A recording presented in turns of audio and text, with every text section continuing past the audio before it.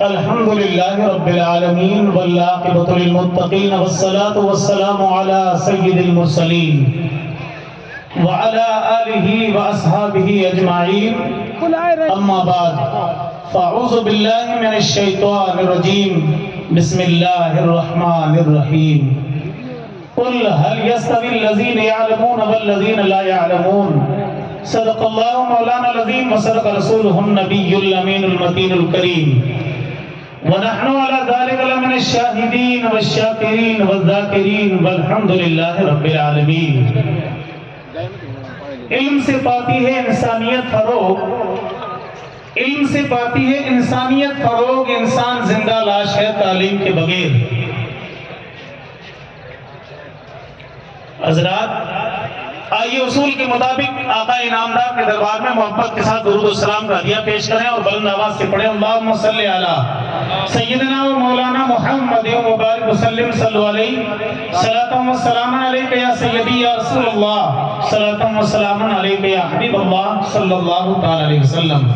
ہے مریدوں سے محبت وہ پیر ہے ہمارا، ہے مریدوں سے محبت وہ پیر ہے ہمارا، رہے گا جن کا نعرہ ہمیشہ بھیج پاگارا۔ حضرات جیسا میرے عزیز نے وقت دیا اس کے وقت کو لحاظ رکھتے ہوئے میں اپنی گفتگو کو سمیٹنے کی کوشش کروں گا۔ الحمدللہ اتنے بڑے اسٹیج پر دارالعلوم انوار مصطفیٰ سہلاوی شریف کے آج یہ سالانہ اجلاس اور جشن ختم بخاری شریف کی مجلس کو آپ نے سماعت کیا، اس پربہار موقع پر آپ اور ہم یہاں پر جمع ہوئے۔ حضرات میں نے آپ حضرات کے سامنے قرآن کریم فرقان حمید کی مقدس ایک آیت پاک کی تلاوت کا شرف حاصل کیا۔ علماء ذویل احترام مشائخ اعظام یہاں جلوہ بار ہیں اور استاذ العلماء عمدۃ الفقہاء خطیب الہند خطیب ایشیا حضرت علامہ الحاج مفتی شیر محمد خان صاحب رضوی مفتی اعظم راجستھان الحمدللہ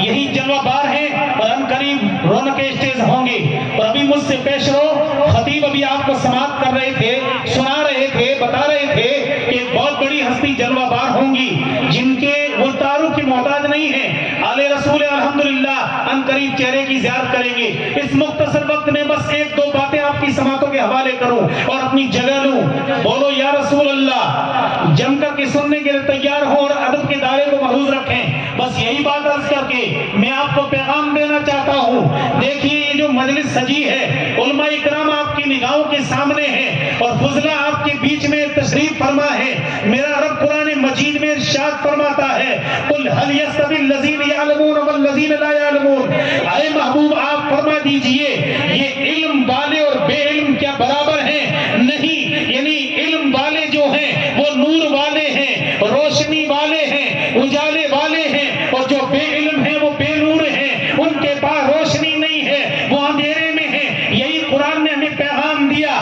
تو اس اسٹیج سے ہمیں یہی سبق ملے گا، یہی اسی جامعہ انوار مصطفیٰ سہلاوی شریف کی پیاری درسگاہ کے اندر آپ کو سید نور اللہ شاہ بخاری مدثر نورانی کے سامنے بیٹھ کر کے یہ پیغام سنائی دے گا کہ علم ایک ایسی دولت ہے کہ جو جہاں بھی جائے گا وہ نور پھیلاتا ہوا نظر آئے گا۔ حضرات یہ علم پڑھنے کے لیے علماء کرام سے پوچھیں، ادب ضروری ہے، بس اسی بات کو ذہن نشین کر لیں۔ علم کب ملے گا کہ علم سے پہلے ہمارے پاس ادب ہوگا تو ہمیں علم ملے گا، اور یہی علم ہوگا جو ہمیں کام دے گا۔ آئیے ادب کی بات کرتے ہیں۔ ایک بہت بڑی ہستی جن کو لوگ حضرت امام مالک رحمت اللہ علیہ کے نام سے یاد کرتے ہیں، آپ تاریخ کا مطالعہ کیجئے، رسول پاک کی حدیث کو پڑھیے اور غور کر کے عمل کرنے کی کوشش کیجئے کہ علم کیسے حاصل کیا جاتا ہے اور علم کیسے پڑھا جاتا ہے اور شاگردوں کو کس طریقے سے علم حاصل کر کے لوگوں کو نور پہنچانے کے لیے تیار کیا جاتا ہے۔ تو میں بتانا چاہتا ہوں کہ حضرت امام مالک رحمت اللہ علیہ حدیث شریف جب پڑھاتے تھے تو جب بیٹھتے تھے ان کے سامنے طلبہ جب تشریف رکھتے تھے تو اتنا ادب ہوتا تھا کہ اس ادب کا کیا کہنا۔ تاریخ میں ملتا ہے کہ کئی شاگرد امام مالک رحمت اللہ علیہ کے سامنے بیٹھتے، ان شاگردوں کو حضرت امام مالک علم دین پڑھاتے تھے، مگر یہ شرط تھی اگر چھٹی کرو گے تو دنڈ ملے گا اور تمہیں بہت بڑی سزا ملے گی۔ مگر ان شاگردوں میں سے ایک ایسا شاگرد تھا جو کبھی 5 دن میں آتا تھا، کبھی 7 دن میں آتا تھا، کبھی ہفتے میں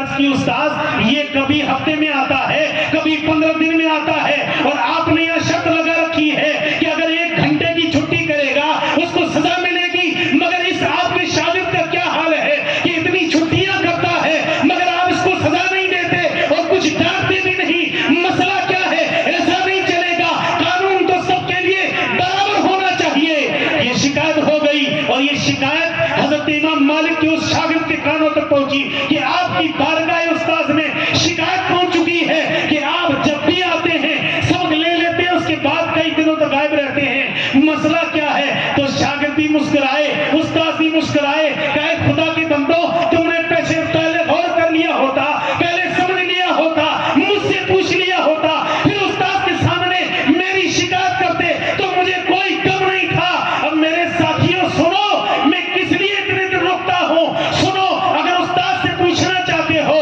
تو میرے استاد کوئی عام استاد نہیں ہے بلکہ عاشق رسول ہے، خدا کے رسول ہے جس نے میرے نبی کے عشق کو پیا ہے۔ میں اس لیے رکتا ہوں کہ میرے استاد سے کہا استاد مجھے 3 حدیث پڑھائیے، اس کے بعد میں رک جاتا ہوں اور کئی دنوں کے بعد آتا ہوں تو میرا معاملہ یہ ہے کہ جب تک میں 3 حدیثوں